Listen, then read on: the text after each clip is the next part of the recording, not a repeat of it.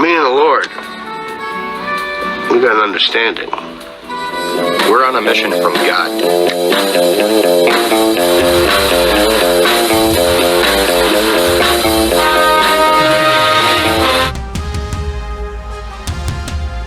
Ooh-wee. Well, good morning, good people. Mark Holmes here, and as always, I want to say thank you all for watching, commenting, subscribing, and being part of the Joe Boo Sports Report. Without you guys, as well as you ladies, you know that this literally does not work. Hope everybody's having a great day. It is Monday. Rookie mini camp is out of the way, and they're sent home packing with homework to do and things that they have to get done. But before we get into a whole lot of stuff here, we have something interesting here. Dak Prescott with Jake Ferguson and Shipley at Pit Row in a NASCAR race, and he's out here doing some work. Let's check it out.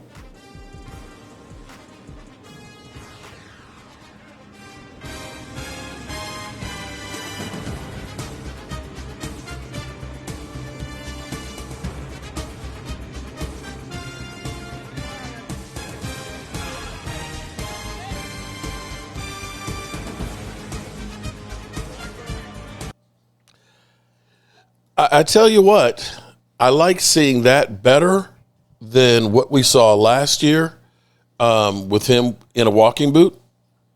So I got to say I feel a little bit better right now about Dak Prescott going into the season than I did last year. But here's where we have problems, guys. We have still the problem of, and it pisses me off. I'm sorry. I am so sorry that it pisses me off, but I'm sitting here where the Dallas Cowboys constantly do the same thing. The same thing. Here's the thing. I've said it before, and I probably will say it till I'm Cowboys blue in the face. But the Cowboys keep repeating the same mistakes over and over and over again. And the mistake was, just like last year, we're going to do more with less. That's their philosophy. We're going to do more with less. We're going to ask each of these players to do more than other guys. And we're going to win that way. I hear what you're saying. But see, the thing with the Cowboys, they remind me of, there's always that guy at work who spends more time and effort trying not to work than actually doing the job.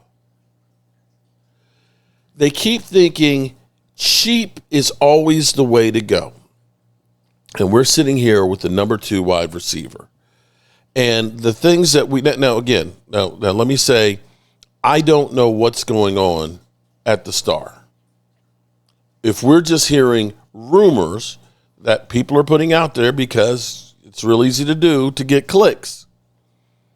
If these are just rumors that are out there and it's something to talk about, or if these are real discussions. Now, we've heard that they've had real discussions about Amari Cooper. Now, Amari Cooper, in my mind, was the answer 3 years ago. That $21 million contract, then they would have been okay. They could have worked that number because you weren't paying CeeDee Lamb until this past year. And Amari Cooper was still a really good receiver there. He's now 30 years old. He's got some injury history. He has some checking out history that you have to be concerned with. And they're looking at it and saying, we need somebody cheap and available. The thing is we have spent 3 seasons of time wasted. 3 seasons of time wasted trying to replace what we were getting from Amari Cooper. And we have not only tried to go cheap in figuring out who to replace him with. We've spent draft capital, cash, and we've wasted valuable time on our team. Typical Cowboys move is, let's go sign Joe Washington. Sorry. Is it Joe Washington? From the Steelers. I can't remember. I called him the unicorn. He gets excited. Oh man, this guy, man, he's had he had a good season with the Steelers. He's going to be great. Didn't work out. James Washington. James Washington. Yeah. And the things we're hearing now, okay, we said, well, Michael Gallup, he's been good for us and things, so we'll pay him and he'll be good. Or we'll go get Brandon Cooks. Or we got Jalen Tolbert. And Jalen Tolbert, I think Jalen Tolbert is a good receiver. He's a good receiver. But he's not going to be the number 2 that you need right now. He's not. He's a 3-4. And right now, you need to be able to compete and score points. If your team can score points with the front that you have, you want to be ahead to turn the dogs loose, to finish them. But every day we get a brand new flavor in our ear that is a cheap, second-class solution. Let's be clear here. Free agency right now is not where you're going to find the receiver that's going to make the difference. I don't think Keenan Allen, as much as we look at it, Keenan Allen and Amari Cooper are guys that are a rental. Are we going to go through and drop another $10, $12 million on a 1 year possible solution? Because that's what we keep doing. We're sitting here today as we sit and we talk about how much cap space we have. The failures that they've made at wide receiver trying to get the number 2, we're still paying for. $4 million for Brandon Cooks, who got $19 million for the 2 years he was here and had 900 yards. Michael Gallup, $8.9 million, another failure we are paying for this year. And we got, wait for it, about 900 yards of production in 2 seasons. And he sat out a year, in which case we were still paying him $5 million. And we're set to repeat the same stupid mistakes. And here's where, I saw this morning, article on Bleacher Report that the Cowboys are linked to Kayshon Boutte with New England. I didn't know who Kayshon Boutte. Okay, I don't know. 2-year veteran. He's got 45 catches in his career, 608 yards.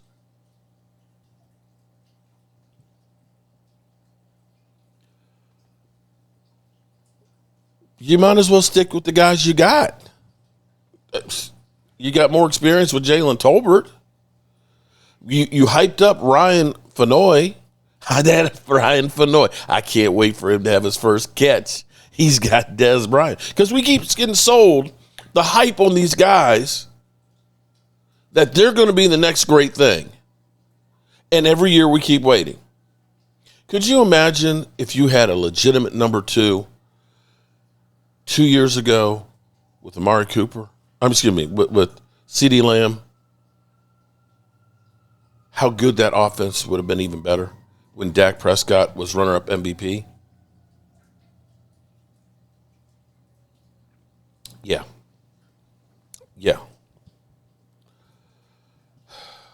Kayshon Boutte, 3 touchdowns.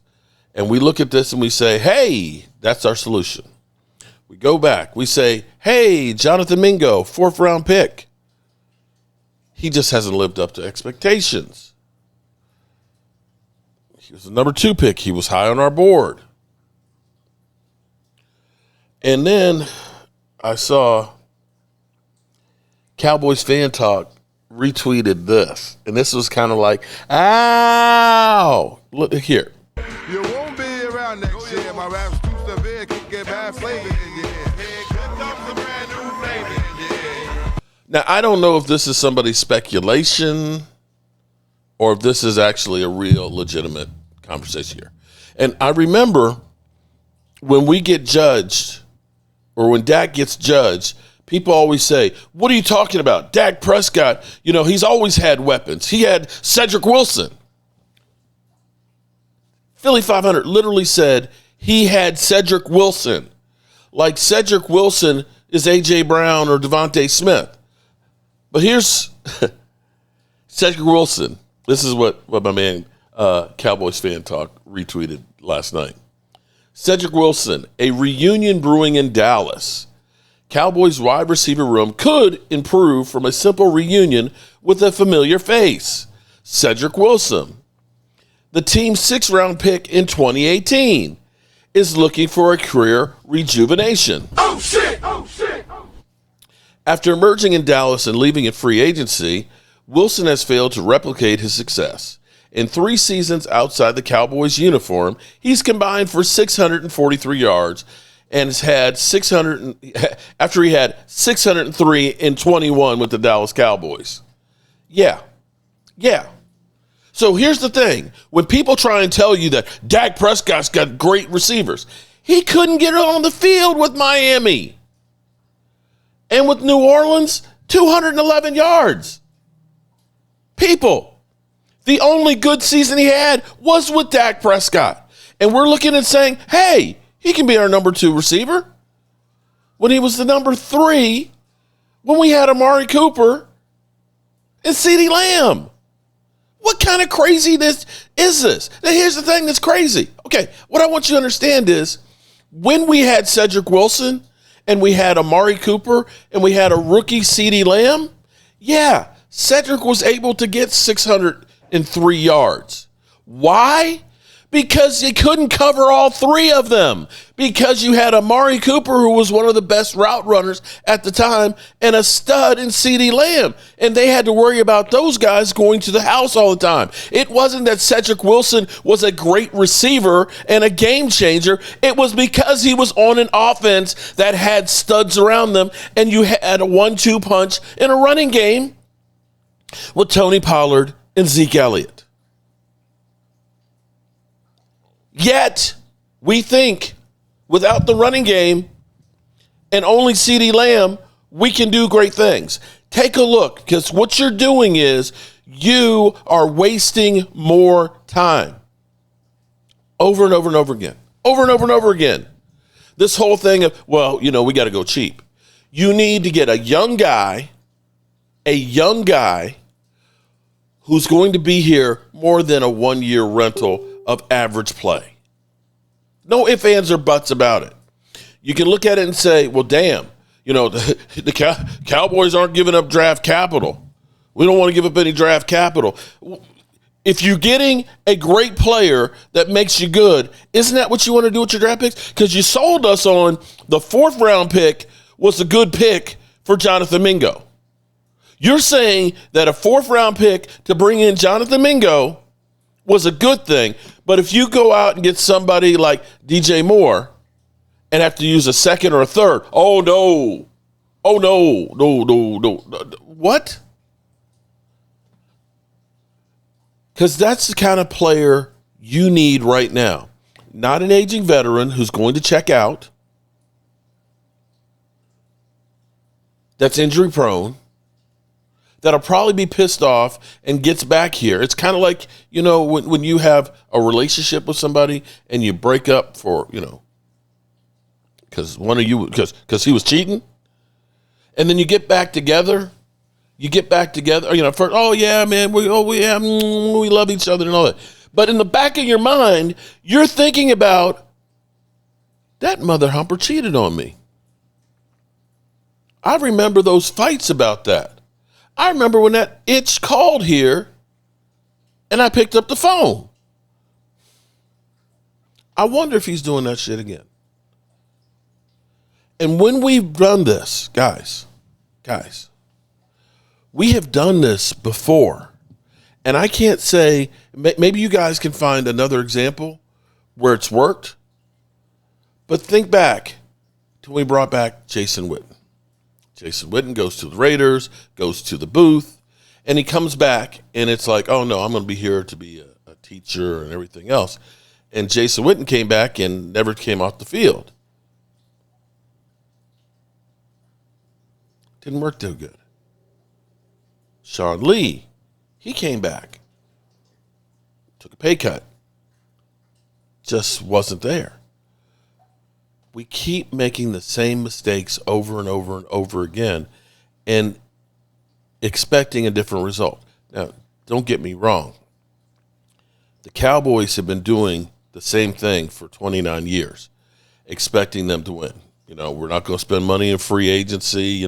We believe in our guys, and we'll wait forever to sign people. We're going to hire from within or for our coaching staff because we believe in those guys. Yeah, this year's been different. You got depth this year. You signed some of your own players that you actually believed in that weren't going to cost you too much as what you usually did with paying Osa. You got a good deal with that. Maybe you're working on getting Micah's done, and that'll happen soon, and you got the rookies out of the way and things. So you're beginning to do things differently to get a different result. But if you go back to this whole thing of we can just take an average guy or an old guy and plug him in, we're going to be good. No. You want to continue this youth movement so that way this new offensive line who's going to be able to run with, Jaden Blue and Mustafa and things with that running game, that your CeeDee Lamb is a young guy, which is Jake Ferguson's, that the next 2-3 years, they're going to be able to be here and pick up the subtleties of what Brian Schottenheimer to become a better and better team. You don't want to bring in a guy who may end up being Brandon Cooks and waste another year and still have to go back through and do this. People, out of pocket, we spent $19 million for 2 years of Brandon Cooks. Out of pocket, we spent $30 million over the last 3 years on Michael Gallup. We spent third-round pick on Jalen Tolbert, fourth-round pick on Jonathan Mingo. And we still don't have a solution. Your solution is go out and get a young, legitimate wide receiver. What does Garrett Wilson cost you? If you go out and get a Garrett Wilson, you don't need to draft a wide receiver next year or the year after. And if you're telling me $22, $24, $25 million is what it's going to cost you, people, we've been spending $20 million, in case you didn't know this, the last 3 years on trying to replace Amari Cooper. And by the way, we took a $6 million dead hit when we got rid of him too. We've been spending $20 million a year on wide receivers for the last 3 years to replace Amari Cooper. It's a dumb mistake, and it still hurts. It's still hurting the team, and the Cowboys haven't learned from it.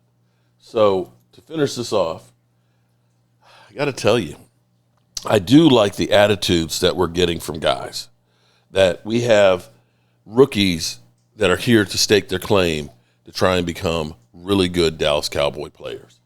And this is Mustafa. I love this. First week been as an NFL player and still getting used to everything, or is it kind of set in already?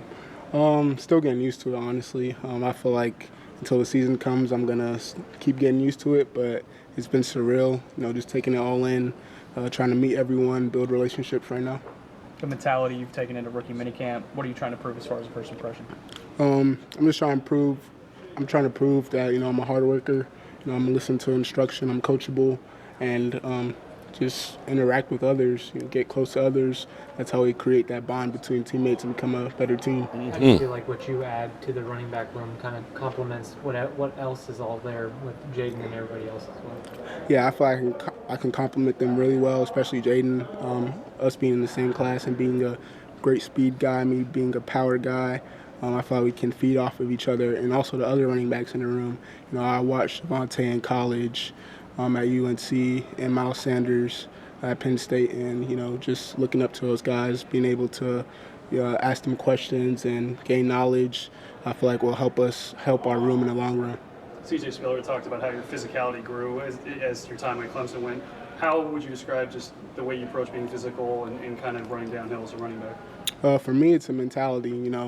My approach to the game is I got to be the toughest dude on the field. That's how you got to play the game, especially at the running back position. So put it on the line for my teammates, and I expect them to do the same. So that's all you see out there from me. Coach Schottenheimer was saying he doesn't have installs; they call it reviews. How much you got to know it before you come in here for these meetings? Oh, all the time. I'm in my room after practice, studying the plays, before meetings in the morning, studying. So I don't feel like you can get enough of that. We try to do it as a running back unit too before, but as pros now, they expect us to study and ask great questions. Has he called you on you yet in the couple meetings you all had to see if you're on top of it? Not yet. Okay. Your leadership style, what would you say it is? Coach Schottenheimer's trying to get a lot of leaders and team captains in your draft class. How can you provide that? First and foremost, I'm going to lead by example. I'm going to do what I need to do. I'm going to be accountable. My teammates are going to be able to trust me. And you got to work for that to earn that trust. So I just plan on being consistent, being the same person every day. I'm huge on encouraging my teammates to do better and to just continue to help me get better. So I just feel like I like to challenge people. How much did C.J. Spiller help you become a pro and prepare you to be a pro? He helped me a lot, just his time in Buffalo, him being a first-round draft pick, going to Clemson also, he did it, and it was just awesome to be able to soak up all the knowledge he had and just learn about how to take care of your body and what it takes to get to the next level. What's your impression of this offensive coaching staff, and what excites you about playing for them? My first impression, honestly, is their energy. The coaches have so much energy on this staff, and it just allows the players to be themselves and, feed into it, and we just feed off each other. So I feel like you can never get bored talking to the coaches because they always got something real to say or are providing you with real energy. Has a funny moment happened already with one of your coaches, or anything that stands out as far as the energy goes? I would just say it's always funny when they're doing basketball competitions. There is just a good time in the team meeting room. Thank you. Thank you. All right. I got to say, I got to say I love our rookie class. And I think our rookie class, nobody goes in and says our rookie class is going to be ass. But I have to say I do definitely, at least right now, like our rookie class and hope that they end up producing for us. All righty, good people, as always, I appreciate y'all. And remember, You won't be around next year. My rap's too severe, can get bad flavor in your ear. here comes the brand new flavor in the ear. We'll see who our brand new flavor in the ear will be as far as wide receiver goes today. Peace out.